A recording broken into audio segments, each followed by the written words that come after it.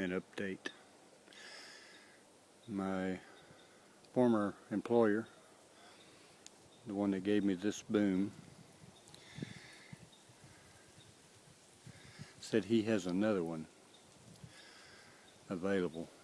It's junk, probably on a totaled service truck, or off of a totaled service truck, so that I could have it also. And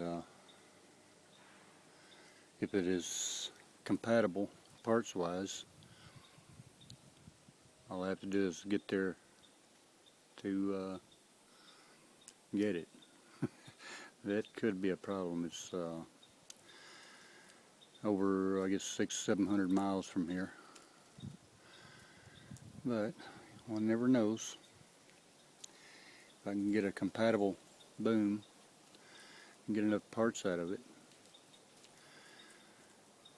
the fuel it would cost, a couple of $200-300 for fuel to go get it, would be 1/10 the cost of having to buy the new parts to get this thing going again, if all the parts are there. Anyway, that's good news. It's neither here nor there at this point, because I don't have fuel to get there, but yep, things are not as bleak as they sometimes seem. Never was going to give up on this project though.